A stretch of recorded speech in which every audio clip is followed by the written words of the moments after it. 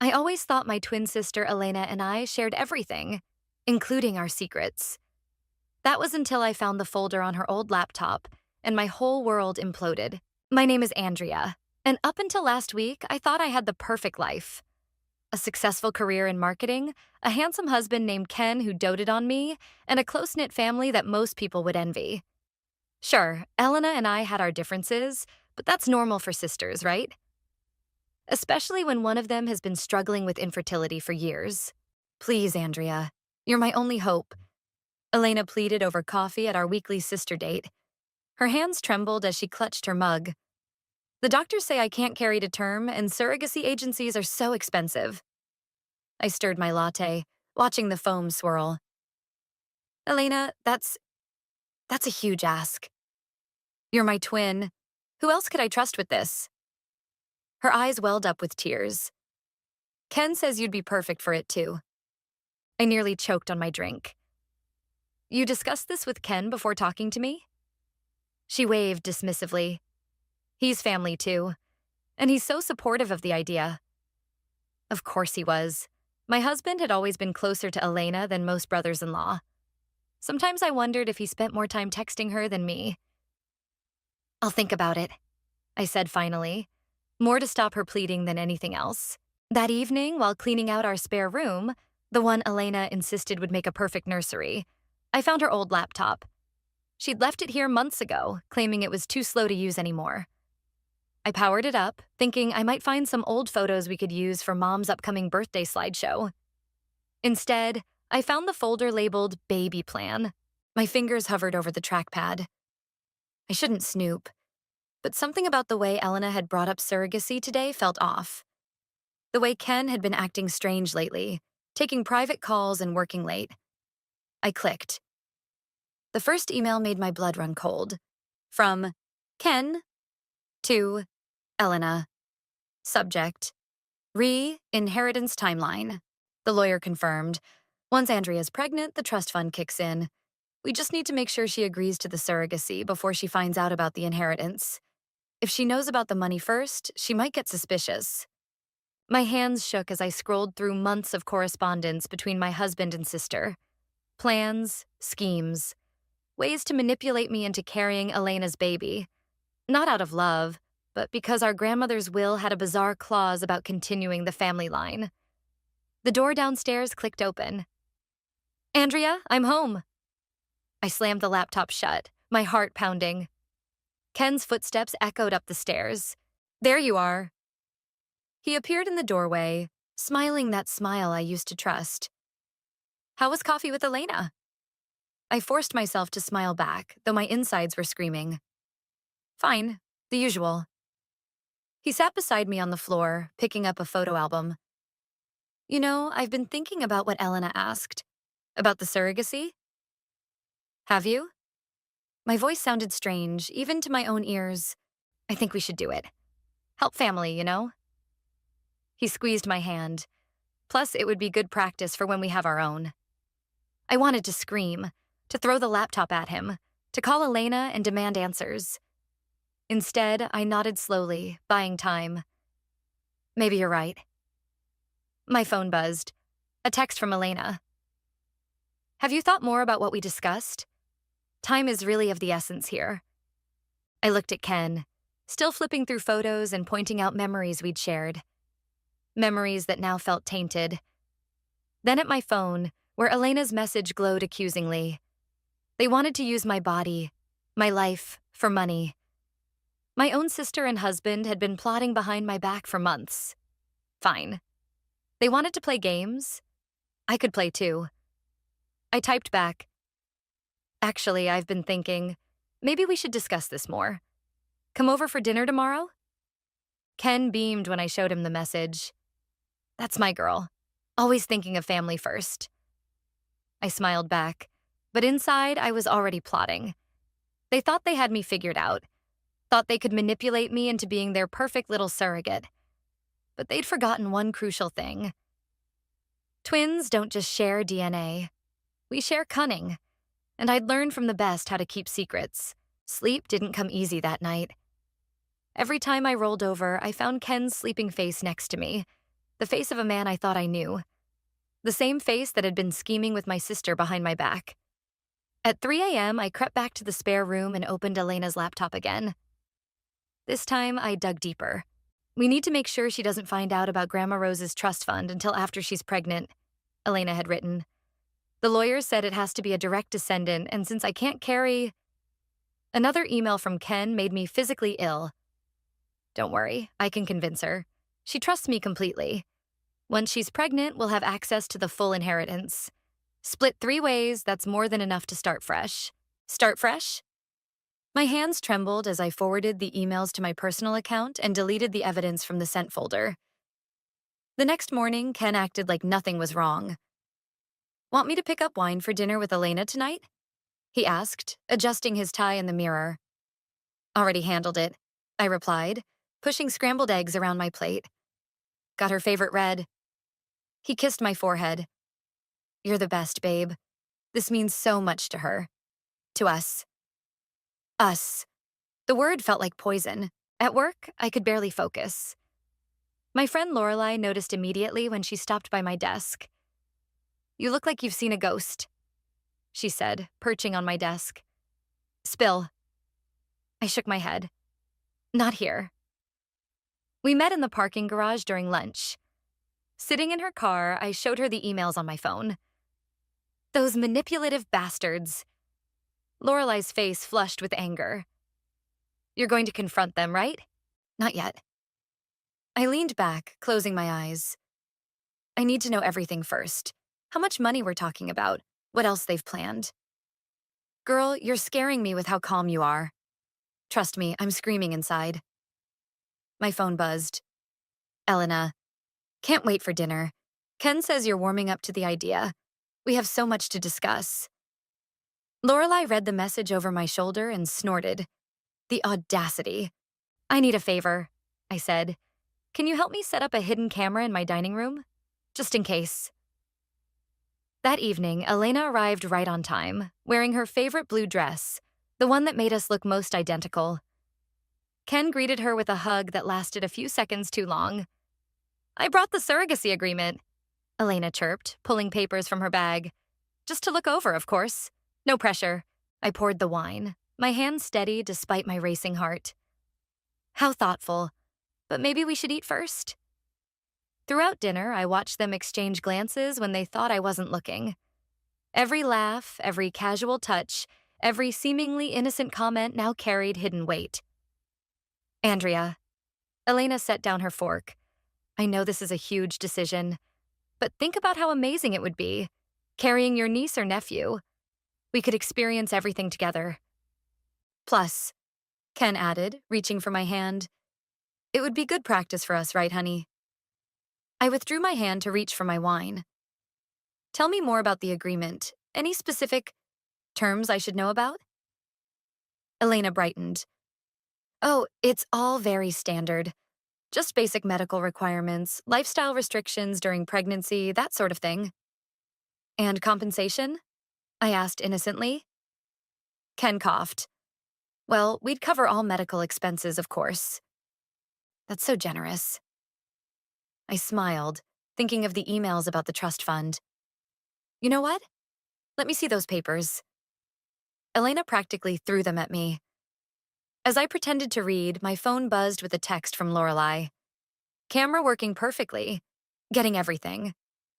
This is quite detailed, I said, flipping pages. Mind if I have my lawyer look it over? Their faces fell in perfect synchronization. Oh, I don't think that's necessary, Elena stammered. It's family, after all. Family, I echoed, taking another sip of wine. Speaking of which, I was thinking about Grandma Rose the other day. Remember how particular she was about her will? Ken's fork clattered against his plate. Elena's face went white. Such specific conditions, I continued. She always did have strong opinions about carrying on the family line. More wine? Ken jumped up, his chair scraping loudly against the floor. I watched them squirm, feeling a cold satisfaction. They had no idea I knew. No idea that every word, every nervous glance was being recorded. Let them think they were winning. Let them think I was falling for their plan. Because the best revenge, like the best lies, takes patience. And I was just getting started. The next morning, I drove to Aunt Elisa's house on the outskirts of town. If anyone could help me navigate this mess without raising suspicions, it would be her. She'd always been the family's voice of reason, and more importantly, she'd been the executor of Grandma Rose's will. I found her tending to her roses, her silver hair gleaming in the morning sun. Andrea. She pulled off her gardening gloves. What brings you here so early? Everything okay? Just needed some aunt wisdom, I said, following her inside. Her kitchen smelled like fresh coffee and cinnamon rolls. Some things never changed. Is this about Elena's surrogacy request? Aunt Elisa asked, pouring 2 cups of coffee. She called me last week, practically bouncing off the walls about it. I gripped my mug tightly. Did she mention anything else? About Grandma Rose's inheritance, maybe? Aunt Elisa's hand paused mid-reach for the sugar. No. Why? Just curious about the will. Elena mentioned something about family lineage requirements. She sat down slowly, studying my face. The trust fund doesn't get released until there's a new generation. Your grandmother was very specific about that. She paused. But Elena knows she doesn't have to rush this. The money will be there whenever. When was the last time you actually read the will? I interrupted. About 6 months ago when Elena started asking questions. Aunt Elisa's eyes narrowed. Andrea, what's really going on? I pulled out my phone and played the recording from last night's dinner. With each word, Aunt Elisa's expression darkened. Those sneaky little... She cut herself off. Have you confronted them? Not yet. I need to understand exactly what I'm dealing with first. She stood abruptly. Wait here. She returned with a thick folder. The complete will and trust documents. I should have shown you this months ago, but Elena insisted she'd handle it. As we pored over the papers, my suspicions were confirmed. The trust fund would only be released once a new generation was born. But nowhere did it specify which sister had to be the mother. They're trying to rush you into this before you discover you have equal claim to the inheritance, Aunt Elisa said, her voice tight with anger. Oh, that girl. Your grandmother would be heartbroken. My phone buzzed. Another text from Ken. Have you looked over those papers yet? Elena's really hoping we can start the process soon. I need a lawyer, I said. Someone discreet. I know just the person. Aunt Elisa reached for her phone. Davis Ray. He's handled family matters for years. I'll call him now. While she made the call, I scrolled through more messages. Elena had sent photos of baby clothes. Ken had texted about scheduling a doctor's appointment. Each message felt like another twist of the knife. Davis arrived within the hour, his briefcase tucked under his arm. He listened without comment as I explained the situation, occasionally making notes. Well, he said finally, you have options. The most important thing is documenting everything. Keep those emails. Record conversations when legal. And whatever you do, don't sign anything. What about the trust fund? I asked. Based on these documents, you have equal right to it. They're trying to manipulate you into giving up your claim. He shuffled through his papers. But there's something else that concerns me. These medical forms they want you to sign? They're not standard surrogacy agreements. They're trying to trap you into specific terms that would give them complete control over your medical decisions during pregnancy. My stomach churned. They really thought this through. Sociopaths usually do, Aunt Elisa muttered.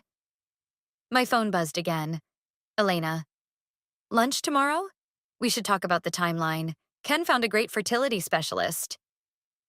I showed the message to Davis. What's my next move? Keep playing along, he advised. But we'll need to move quickly. I'll draft proper documentation to protect your interests. I'll help, Aunt Elisa added. Elena won't suspect anything if I start asking questions about the trust. She thinks I'm just being my usual nosy self. I hugged them both before leaving. In my car, I found another text from Ken. Missing you. Can't wait to start our family journey together. I typed back. Me too. Everything's going to change soon. That was the only honest thing I'd said to him all day. Driving home, I thought about Elena's face at dinner, so earnest and loving on the surface, about Ken's gentle touches and encouraging smiles. They had perfected their performance, but so had I. The difference was I had truth on my side, and soon they'd learn exactly how expensive their lies would cost them. Lunch with Elena felt like starring in a twisted play. We sat at our usual cafe, but everything had changed. Every smile felt poisoned, every word calculated. I found the perfect nursery theme. Elena gushed, showing me pictures on her phone. Gender neutral, of course, since we won't know for a while. It's beautiful, I said, noting how she'd already started saying, we. You've really thought of everything. Speaking of which, she reached into her designer bag. I have the medical screening forms. The fertility clinic can see us next week. I took the papers, pretending to study them. Us? Well, you and Ken, technically. I'll be there for moral support. She stirred her iced tea. He's taking time off work specially. Of course he was.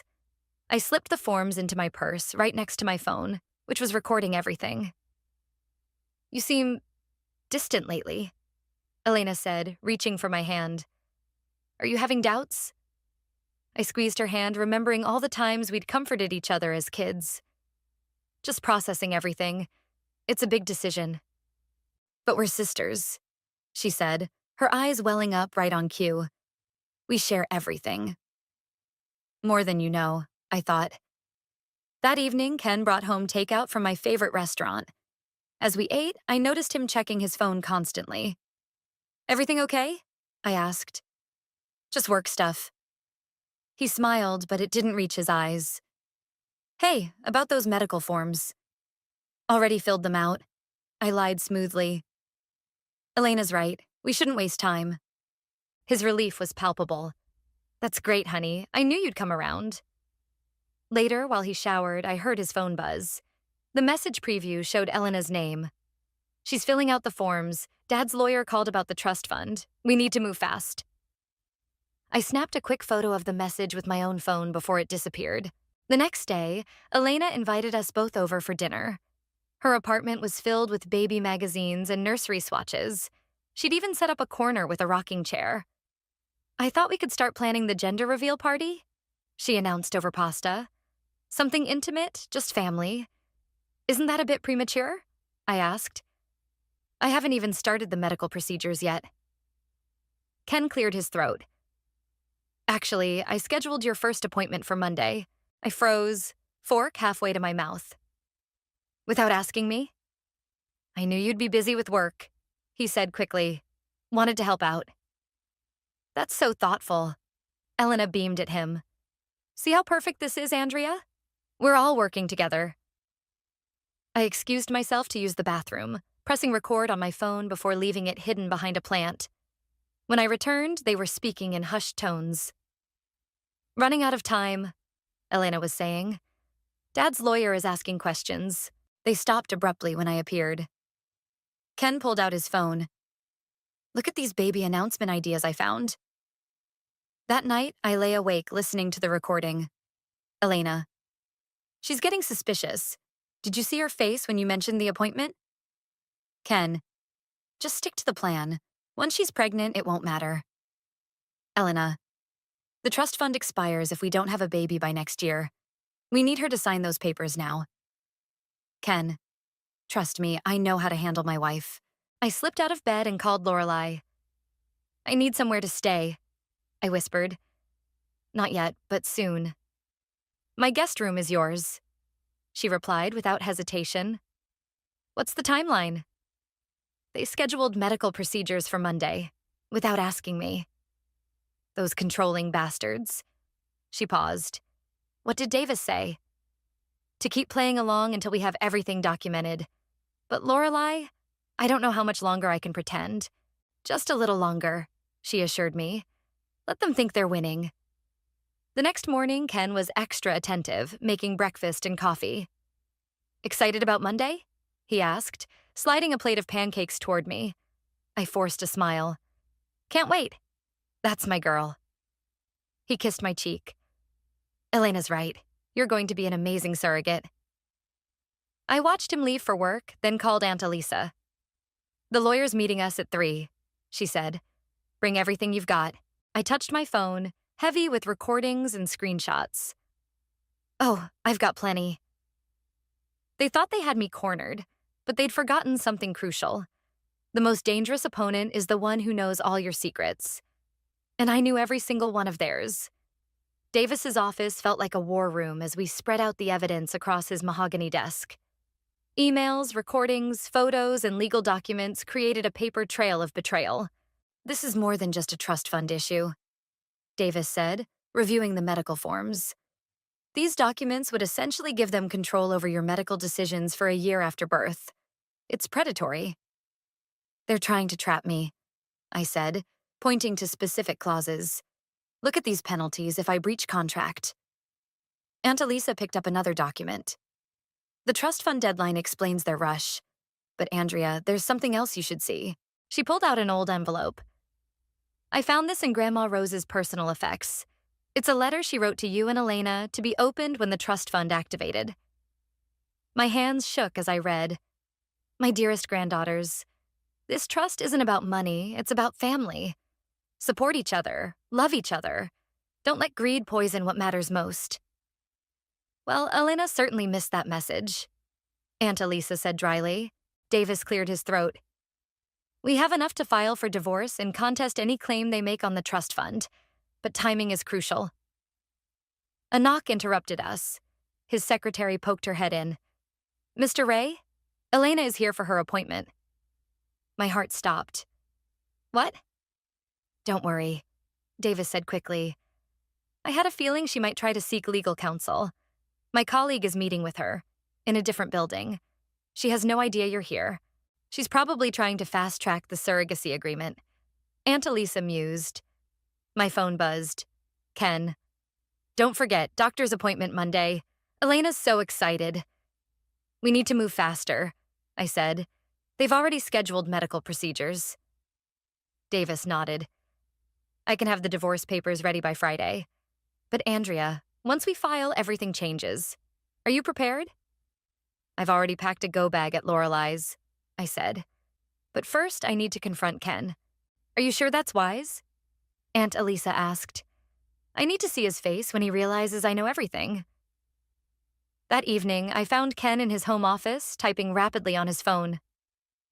We need to talk, I said from the doorway. He jumped, quickly putting his phone face down. Hey, honey, just finishing some work emails. Really? Not texting Elena about the trust fund? The color drained from his face. What?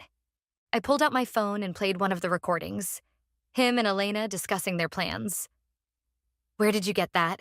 He demanded, standing up. Does it matter? I know everything, Ken. The inheritance scheme, the manipulated medical forms, all of it. He ran his hands through his hair. Andrea, let me explain. Explain what? How you and my sister plan to use my body for money? It's not like that. He stepped toward me. We were going to share everything. The money, the baby. The baby? I laughed bitterly. You mean the one you plan to force me to carry by hiding my own inheritance rights? We did it for the family, he protested. Elena needs this.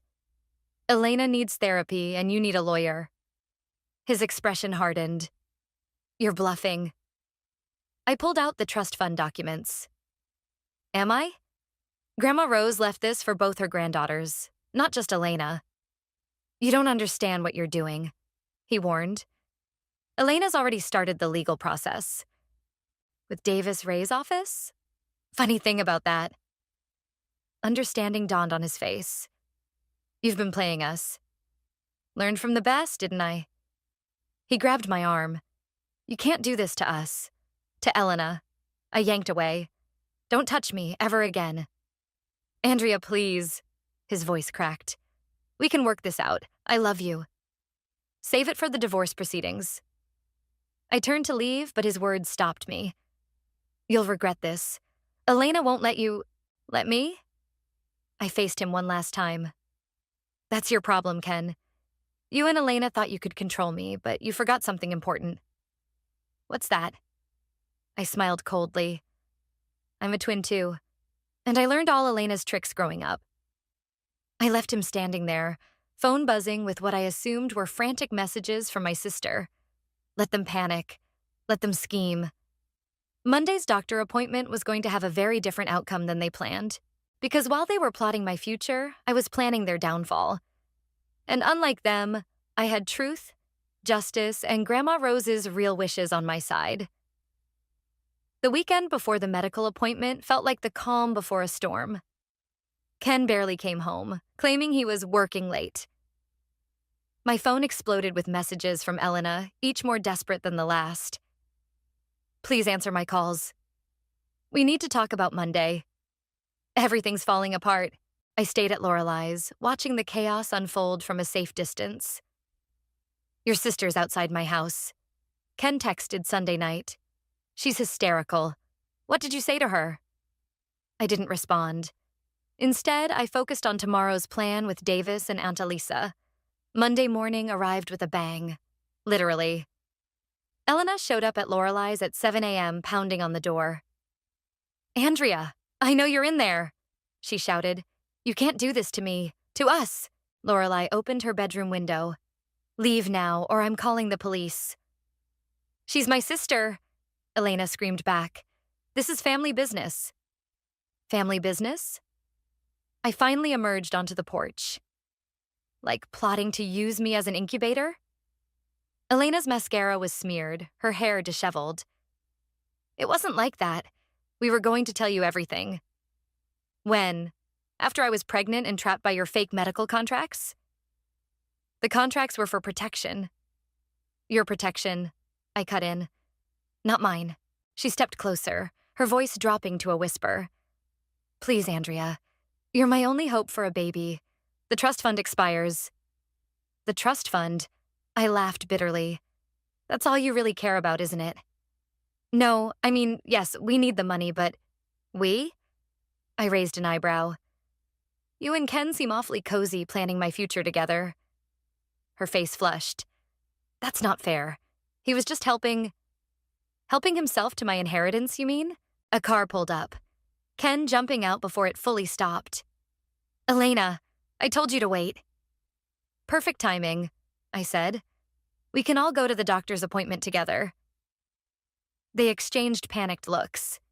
About that, Ken started. Maybe we should postpone. Oh no, I smiled. Everyone's already there waiting. What do you mean, everyone? Elena demanded. You'll see. The fertility clinic's waiting room was packed when we arrived. Aunt Elisa sat with Davis and his legal team. 2 police officers stood near the reception desk, and in the corner, our father's lawyer clutched the original trust fund documents. What is this? Elena whispered. This, I announced loudly, is the gender reveal party you wanted. Except we're revealing something else today. Davis stepped forward, handing out copies of a thick document. This details the conspiracy to defraud Andrea of her inheritance rights through coerced surrogacy. Ken grabbed for the papers. You can't prove... Actually, Aunt Elisa interrupted. We can. Those medical forms you tried to trick her into signing? Illegal. The hidden trust fund details? Fraud. The recorded conversations about your scheme? Damning. Elena collapsed into a chair. Daddy's lawyer wasn't supposed to be here until next week. Plans change, I said. Just like your baby plans are about to change. The police officers moved closer as Ken started toward me. You're making a huge mistake. The only mistake, I said clearly, was thinking you could manipulate me into giving up my rights, my body, and my future for your greed. Davis cleared his throat. Officers, we'd like to file formal complaints of conspiracy and attempted fraud. Elena burst into tears. Andrea, please, we're sisters. We're sisters, I corrected, until you decided money was worth more than that. Ken tried one last time. Think about what you're doing to our marriage. I held up my left hand, now ringless. What marriage? The divorce papers were filed Friday. The room erupted in chaos. Elena wailed. Ken argued with the officers. Lawyers exchanged documents. But I stood calm in the center of the storm, watching years of lies unravel. My phone buzzed. A message from Lorelai. "You okay?" I looked at Elena, sobbing in her designer dress, and Ken, gesturing angrily at Davis. "Better than okay," I typed back. "I'm free." Because that's what this was really about. Not money or babies or even revenge. It was about reclaiming my life from people who thought they could write my story for me. And as I watched them face the consequences of their actions, I realized something important. Sometimes the happiest endings come not from getting what you want, but from escaping what you never needed. The aftermath at the fertility clinic spilled into the parking lot, where Elena finally dropped her victim act. "You've ruined everything," she screamed, mascara streaming down her face. "I was supposed to have a baby. The money was supposed to be mine." "Ours," Ken corrected, earning a venomous glare from Elena. "Shut up. This is your fault too. If you'd just convinced her like you promised." I stepped between them. "Convinced me? More like coerced me." "Oh, please." Elena's laugh was hysterical. "You always had it so easy. Perfect career, perfect husband. The husband you were plotting with behind my back?" Ken grabbed my arm. "Andrea, baby, let's talk about this privately." "Remove your hand," Davis warned, "or the officers will do it for you." The police officers moved closer as Ken backed away. "The trust fund deadline is in 3 months." Elena sobbed. "What am I supposed to do now?" "Get a job," I suggested. "Try earning something honestly for once." She lunged at me, but Aunt Elisa stepped between us. "That's enough. Elena, you're acting exactly like your mother did when she tried to contest Rose's will."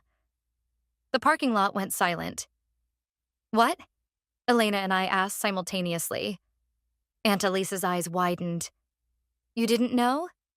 Your mother tried to claim the entire inheritance for herself, cutting you both out. That's why Rose added the baby clause, to ensure the money would go to the next generation, not your mother's greed." "Mom tried to steal our inheritance?" Elena whispered. "Like mother, like daughter," I said coldly. Ken cleared his throat. "The inheritance doesn't matter. Elena and you what?" I turned to face them both. "Go ahead. Tell everyone what you really had planned." They exchanged panicked looks. "Show them the emails, Andrea," Aunt Elisa urged. I pulled out my phone and read aloud. "Once she's pregnant, we can move forward with our plans. She'll be too focused on the baby to notice." "Stop," Ken pleaded. "Notice what?" Davis pressed. Elena cracked first. "We were going to move away. Start fresh with the money and the baby." "Together?" I asked quietly. Their silence was answer enough. "Well," Davis said, "that certainly adds another layer to our case." The police officers stepped forward. "We have enough to proceed with charges." "Charges?" Elena's face went white. "You can't be serious." "Conspiracy to commit fraud," one officer listed. "Attempted coercion, potential medical abuse." Ken started backing away. "This is ridiculous. Elena, tell them." But Elena was already crumbling. "It was his idea. He said we could have everything, the money, the baby, a new life." "You lying bitch." Ken lunged toward her. The officers moved swiftly, restraining him as Elena collapsed into hysterics. "I want my lawyer," Ken shouted. "Present." Davis smiled coldly. "Though I represent your soon-to-be ex-wife." Aunt Elisa put her arm around me as we watched them both being led to separate police cars. "The trust fund?" I asked Davis. "Will be split equally between you and Elena as originally intended," he confirmed, "though her portion might be affected by legal fees and penalties." Through the police car window, I watched Elena sob into her hands while Ken stared straight ahead, jaw clenched. They really thought they'd get away with it, I marveled. "People driven by greed usually do," Aunt Elisa said. "Your grandmother would be proud of you, standing up for yourself." My phone buzzed. A message from Lorelai. News crews are heading your way. Want to make a statement? I looked at the chaos around me. Police cars, crying sister, angry soon-to-be ex, lawyers exchanging cards. Actually, I said, I do. As reporters gathered, I stepped forward with Davis beside me. My name is Andrea, I began, and this is a story about family betrayal, attempted medical fraud, and the importance of knowing your rights. Elena screamed from the police car. Ken demanded his phone call. But I kept talking, sharing every detail of their scheme, because sunlight is the best disinfectant, and some family secrets deserve to see the light of day. The truth, I concluded to the cameras, is that no amount of money is worth sacrificing your dignity, your autonomy, or your right to choose what happens to your own body. As the reporters clamored with questions, I turned away. Let Elena and Ken face the public consequences of their private schemes. I had my own future to plan. And for the first time in months, I could breathe freely, knowing it would be my choice, my life, my story to write. Without their manipulation, without their lies, without them. The morning of the court hearing, Lorelai helped me choose a simple black dress. Ready to end this? More than ready. The courthouse steps were crowded with reporters. My story had sparked a national conversation about reproductive rights and family coercion. Elena and Ken's mugshots had gone viral. Inside, Elena sat with her lawyer, wearing prison orange that clashed with her pale skin. Ken was kept separate, having turned state's evidence against her in exchange for a lighter sentence. All rise, the bailiff called. As the judge entered, I felt Aunt Elisa squeeze my hand. The proceedings moved quickly. Both Elena and Ken had accepted plea deals. Before I delivered the sentences, the judge said, "Would the victim like to make a statement?" I stood, my prepared speech forgotten as I faced my twin sister. Elena, I began, we shared everything growing up. Same face, same room, same dreams. But somewhere along the way, you decided that sharing wasn't enough. You wanted to take. She wouldn't meet my eyes. You and Ken didn't just try to steal my inheritance or my body. You tried to steal my choice, my future, my trust in family. Ken shifted uncomfortably in his seat. But here's what you actually gave me instead. Strength I didn't know I had. A voice I might never have found. And a new purpose. I turned to the judge. Your Honor, I've used my portion of the trust fund to start the Family First Foundation, helping victims of reproductive coercion and family fraud. Elena's actions showed me how many people need this support. Elena finally looked up, tears streaming down her face. Andrea, Save it. I cut her off. Your tears don't work anymore. The judge nodded appreciatively. Mr. Hernandez, you'll serve 18 months for conspiracy to commit fraud, followed by 5 years probation. Ms. Hopkins, given the premeditated nature of your crimes and the breach of family trust, you'll serve 3 years, with restitution payments to be determined. Elena crumpled. Ken stared at the floor. Outside, reporters swarmed us again. How does it feel to see justice served? What's next for the foundation? Any words for your sister? I faced the cameras. To anyone being pressured by family, being manipulated into giving up their rights, speak up. Get help. You're not alone. Back at Lorelai's house, where I'd been staying, Aunt Elisa poured champagne. A toast, she said, to new beginnings. My phone buzzed, a message from Davis. Trust fund transfer complete. The foundation is officially funded. Another text followed from an unknown number. Saw you on the news. Same thing happened to me. How can I help with the foundation? Then another. Thank you for speaking out. And another. You gave me courage to say no to my family. Lorelai read over my shoulder. Look what you've started. We're going to need a bigger office, Aunt Elisa mused. The doorbell rang. Delivery from my favorite restaurant. The card read, "To the strongest woman I know. Love, Dad." He'd been quietly supportive throughout the ordeal, devastated by Elena's actions, but proud of my response. As we ate, more messages poured in. Women sharing stories, offers to volunteer, requests for help. You know, Lorelei said, Elena thought she was taking everything from you. Instead, Aunt Elisa added, she gave you a gift. Purpose. I picked up Grandma Rose's letter, which I'd kept close these past months. Don't let greed poison what matters most. She was right, I said. What matters most isn't money or babies or even family ties. It's being true to yourself. My phone lit up again. Elena's lawyer. She's asking to see you. Not yet, I typed back. Maybe not ever. Because some bridges aren't meant to be rebuilt. Some betrayals cut too deep. Some endings are really endings, but they can also be beginnings. I opened my laptop, where the Foundation's website waited for launch. Our mission statement glowed on the screen. Empowering individuals to protect their rights, their bodies, and their futures from family coercion. Ready?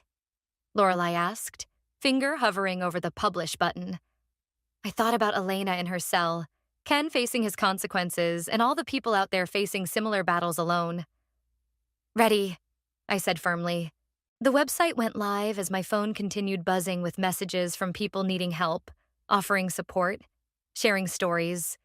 This wasn't the family I was born into, but maybe it was the family I was meant to build. One truth at a time. One voice at a time. One story at a time. Starting with mine.